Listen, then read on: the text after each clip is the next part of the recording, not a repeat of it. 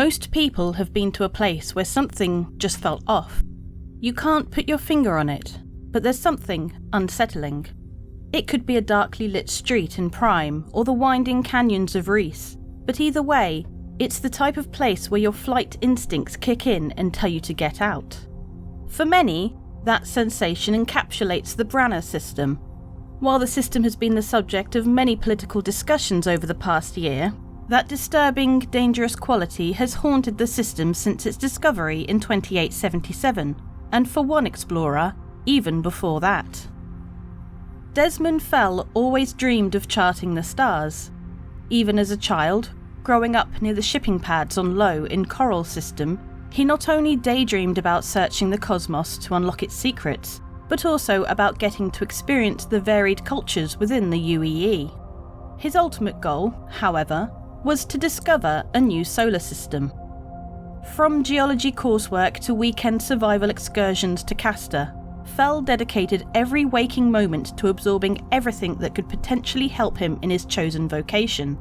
He graduated from ULON with a shared degree in political discourse and geotechnology, and immediately began working as a surveyor for a mining company, while saving money for his own ship. Desmond toiled for years, never losing sight of his ultimate goal until, in 2872, he stepped aboard the scrappy Aurora that would be his first ship. This newly minted explorer now had a ship, a scanning array, and a dream. The final piece of the puzzle fell into place in 2877. After heading out to the Kronos system to finally have a look at the government's audacious Synthworld project, he decided to test out some new scanning mods he'd recently acquired. The first ping didn't register with him.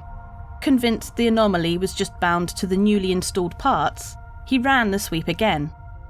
It pinged again.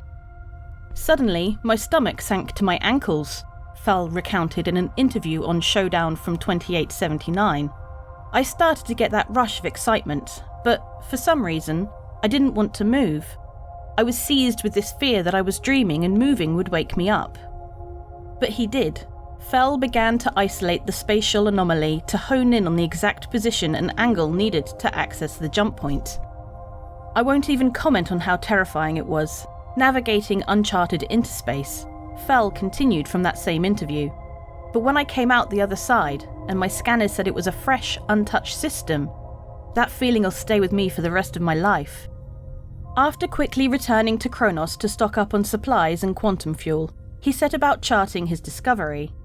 Sailing through the empty system, Fell noted 3 planets orbiting a K-type main sequence star.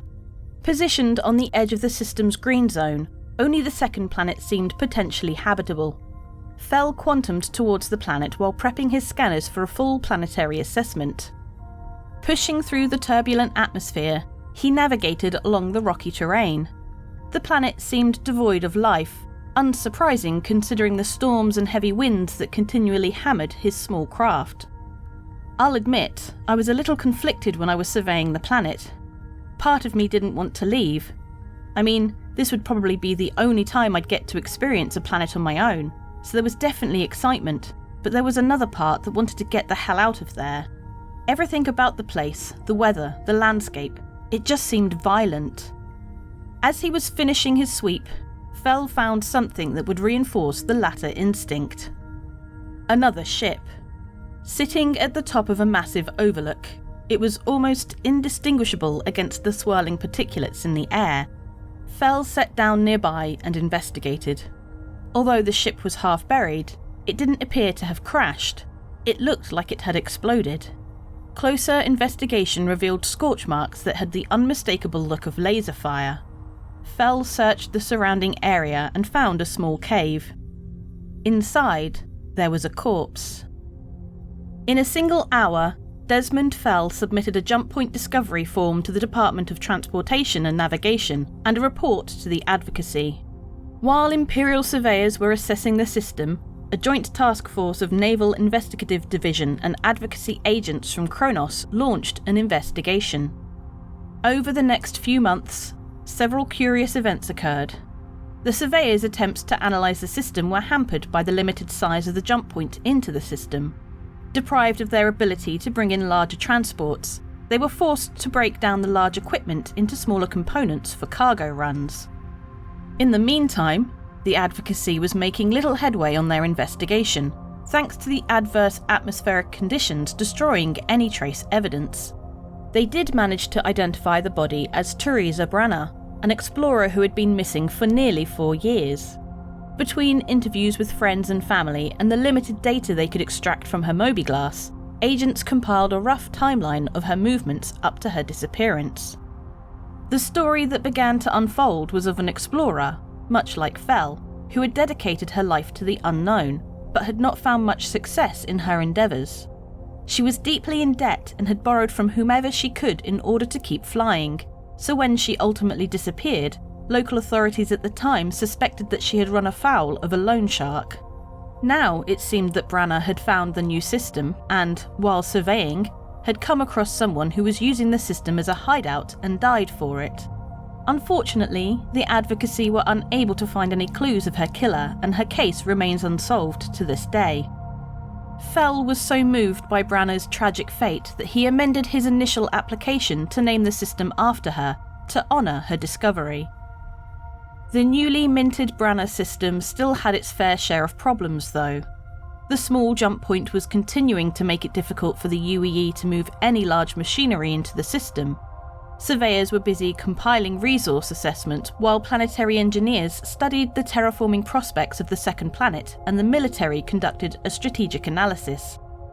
Ultimately, the Pathfinders presented their findings to the Senate Subcommittee on Expansion. Among other issues, they determined that the potential resources gleaned from the planets would barely offset the cost and time needed to break down and transport terraforming equipment into the system.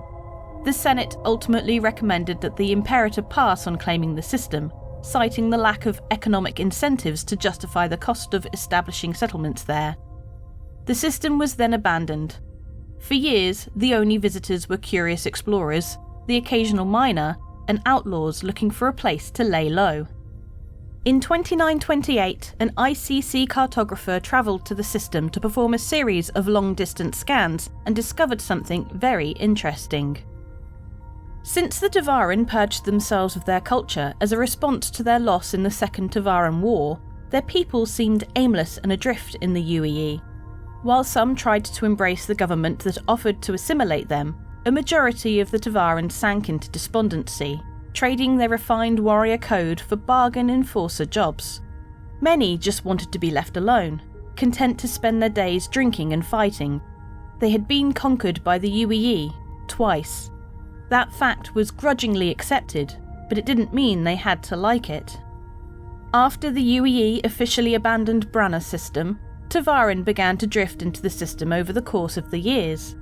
By all accounts, this didn't seem to be any kind of concerted or organised effort.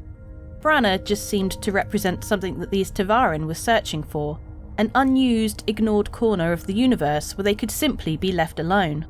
Despite the completely hostile environment and unbreathable atmosphere, Tevarin and other expatriates have continued to drift to Branaugh 2 and the nearby asteroid field and make them their home. Branaugh 1 is a small rocky planet mostly known for its rapid orbit around the system's star. To all who see it, the most immediate striking aspect of Branaugh 2 is a stunning set of rings around the planet. To most, that's where the beauty ends. The surface is an unforgiving landscape of jagged rocks, high winds, and churning storm systems. Planetary surveyors were unconvinced that the terraforming needed to make the atmosphere breathable would also be able to stabilise the tumultuous weather patterns. When Tevarin began to migrate to the planet, they initially took over the outposts and structures originally used by the UEE Pathfinders to study the planet and subsequently abandoned. As more settlers arrived, most claimed their own isolated corner of the planet as their own, but some built around this initial cluster of outposts to create the closest thing Branaugh 2 has to a town. Named Nier, a mispronunciation of the Cathcart slang term Noah for nowhere, this sprawling frontier town has become the main trading hub for the planet, exchanging goods and services with those travelling through, as well as providing a place for locals to pick up supplies. This staggered belt of asteroids provides the bulk of the system's income. Residents and smaller mining operations set up digs on the various asteroids to mine and trade out of system. Again, thanks to the restricted nature of the jump point, none of the larger mining companies can get their larger machines in here, keeping it open for independent operators. Pilots should be careful though. Several of the more reclusive Tavaran settlers who find Branaugh 2 too populated live in the belt. Most locals will even avoid travelling through Branaugh Belt Alpha if necessary, as a handful of ships reportedly vanish here every year. Nicknamed Tempest for its continual planet-wide storms, the sprawling gas giant of Branaugh 3 offers the other source of income for the system. Settlers on Branaugh 2 have set up harvesting facilities to refine the planet's gases. Branaugh is an unclaimed system and not subject to the same level of security enjoyed by civilized systems. Anyone attempting to visit should exercise extreme caution. You stand at the pearly gates. The winged being there weighs your sins against the weight of a feather. You are found wanting. Not a problem for nordvpn.com/BoredGamer though. Just change your location. Boom! You're in. Bypass your sin. Get nordvpn.com/BoredGamer.